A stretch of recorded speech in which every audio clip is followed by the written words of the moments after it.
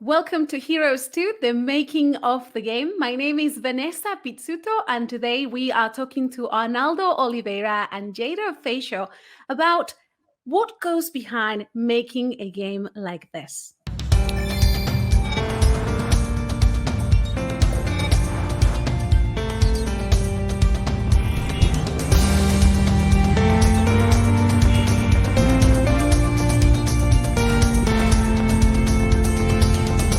Welcome, Arnaldo and Jader. It's great to have you with us. Thank you. It's good to be here. Before we dive into the game, tell me a little bit about yourself, what you do, where you are at the moment. Well, I'm currently living in Brazil. I work as a project manager. For this project specifically, I supervise a little bit from afar. I was more directly involved with Heroes when it started about 10 years ago. But I help Jeff, who is the current project manager for Heroes, and I help some Nivis at the General Conference in a lot of other projects with the workflow, understanding what the project is, putting together teams so that we can deliver projects like this. What about you?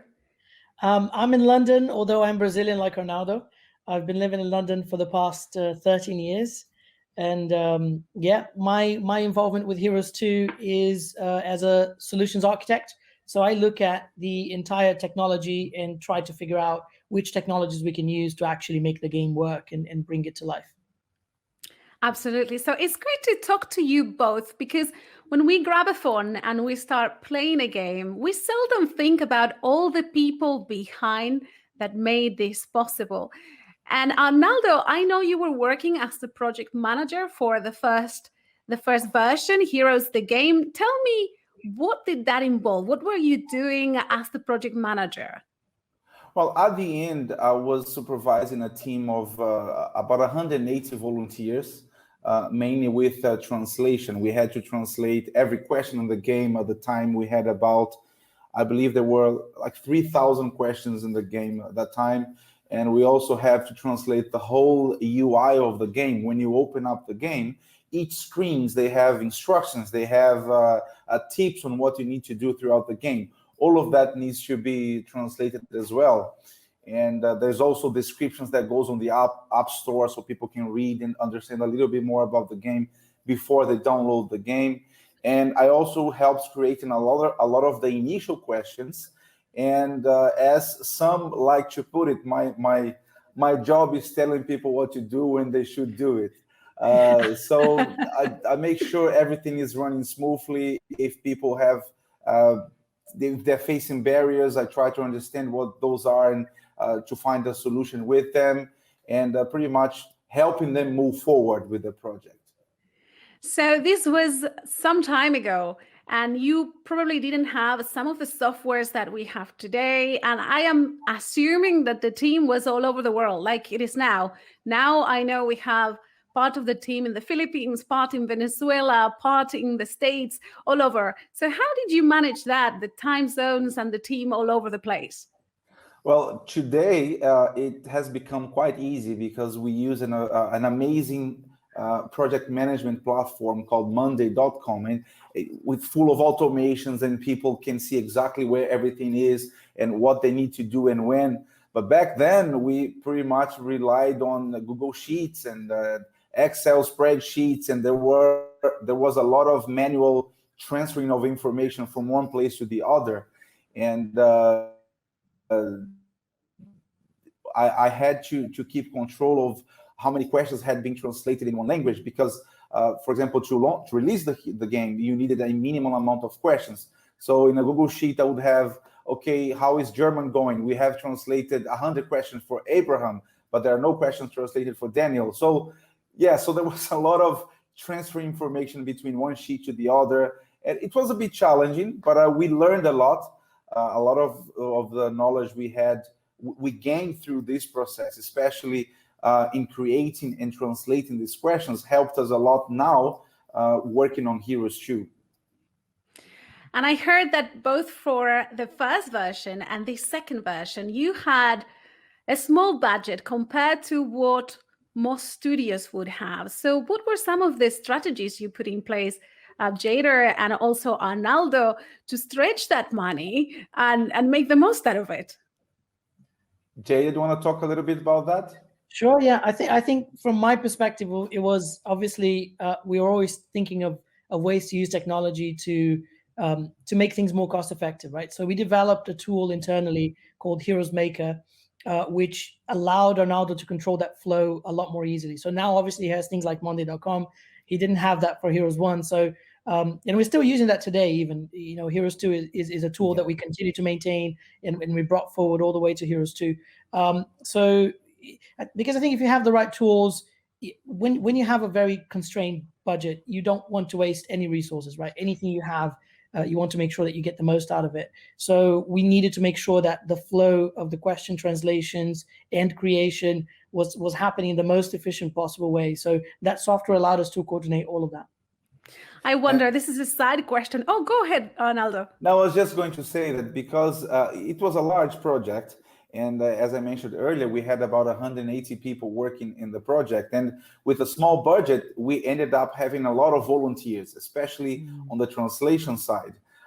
So we had to do a constant and big work in motivating the team and updating them what's going on, transferring the vision of the game to them, the objectives, the reason why we were creating this, why was this so important for the mission we were trying to accomplish. So yeah, there was a lot of motivating going on all the time to make sure people kept on working and helping us through the process. I can imagine. I mean, motivating a huge team of volunteers. And I wonder, because we're talking about volunteer work, we're talking about a small budget, and I am aware that you both grew up in a developing country, as I did. And I wonder if some of that early experiences actually gave you tools and ideas for handling this now. What do you think?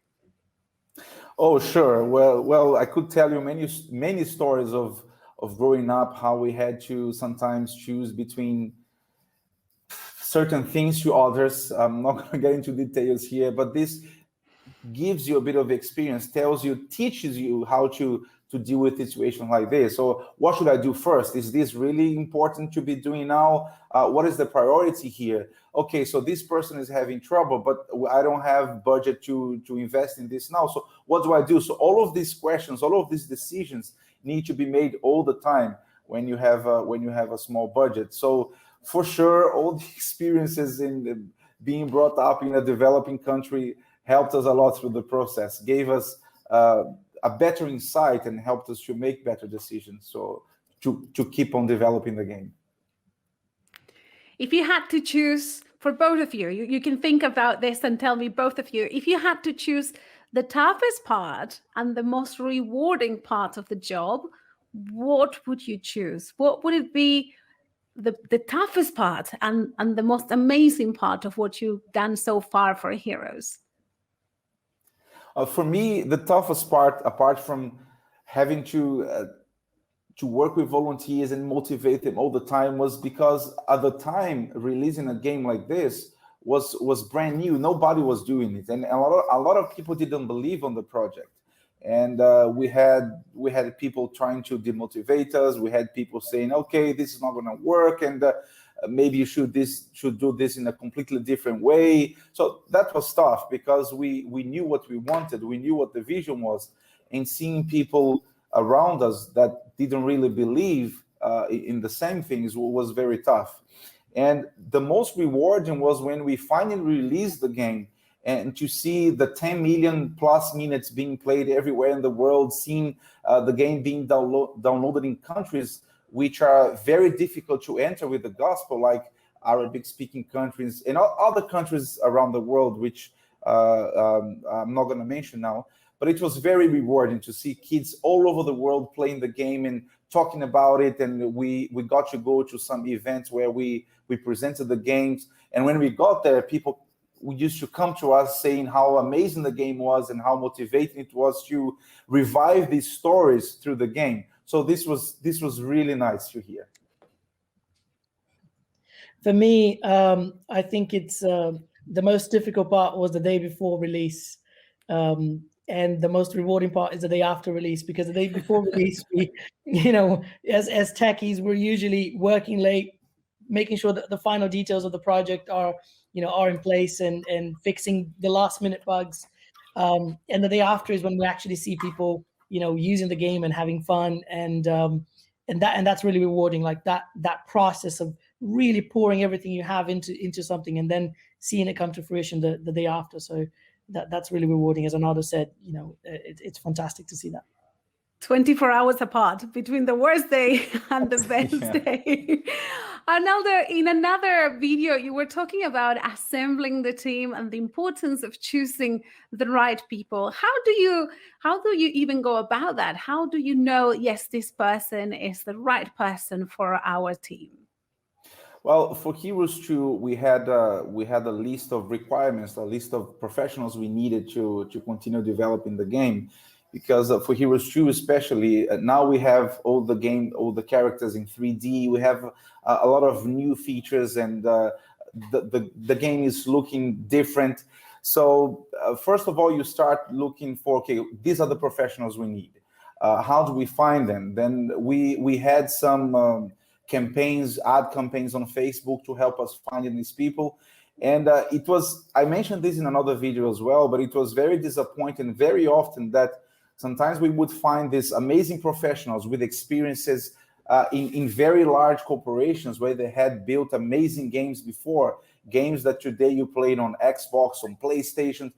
And sometimes when they heard that the game was about the Bible, they would jump out. They'd say, okay, I'm not interested. I don't want to hear about this. Yeah. And this was really hard. So our art director, when we started Heroes 2, for example, he had to interview about 70 people to choose one. It's a very long process. So we know what we want. And when we found some amazing professionals, some of them would jump out of the process. It was also a challenge. It is good to hear this, because as we were saying before, you really don't realize the process that goes behind this. And you both have been engaged in the making of the first game and the second. I wonder, when Sam picked up that phone and said, hey, come and help me again, what crossed your mind? What were you guys thinking?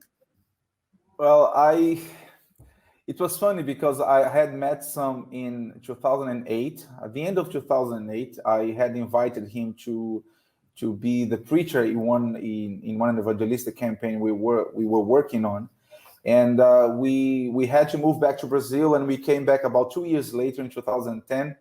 And as soon as I got back to London, in fact, we've told this story in a video before.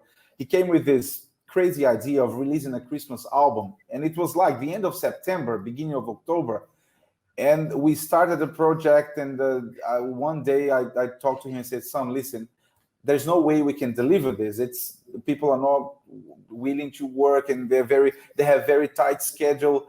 And he sends me an email back saying, "Okay, get a grip, talk to people. Failure is not an option." So whenever he calls me, I'm only telling this story because whenever he calls me to be part of a project, I know it's going to be a challenging, but I also know that through that process, by working on that project, it helps me to grow so much, and I've learned so much with Sam throughout the years. And every time he invites me to a project, I say yes without hesitation, because I know, first of all, he'll be there with me, and I know that he knows what I'm capable of. But it's always exciting and challenging to work with him. Jader, what was it like for you?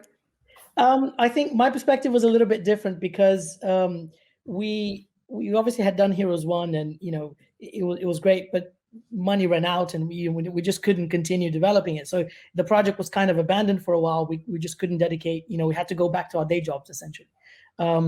So for many years, my cousin and I kept on bugging Sam, time and time again. Like, oh, we need to do something with Heroes. We need to update it. We need to, let's not forget it. And I know that he hadn't forgotten. It's just that he was also working on other things, right? And we just kept on bugging him. And eventually, one of those email threads that sometimes lasted weeks and weeks and weeks and got lost in his inbox at times, ended up becoming the beginning of the conversations that led us to Heroes 2. So I'm very glad that Julio and I kept on bugging him about this, because eventually that became better than just updating the old version. It became yes, it's a brand new version, amazing, with a lot new. Thank you so much to both of you. As we wrap up, I want to have one last message that you want to leave with people like me who never got involved in the process of making a game. What would be one thing you want to share with us? Well, even though you might have not been involved in making the game, you can still help developing it. You can still help it to progress. So you can use the game as an evangelistic campaign in your church. Make sure you spread the word through social media. And if you have any ideas on how to use the game through an evangelistic campaigns, please get in touch with us, and we'll be happy to hear your ideas, and perhaps we can work on something together.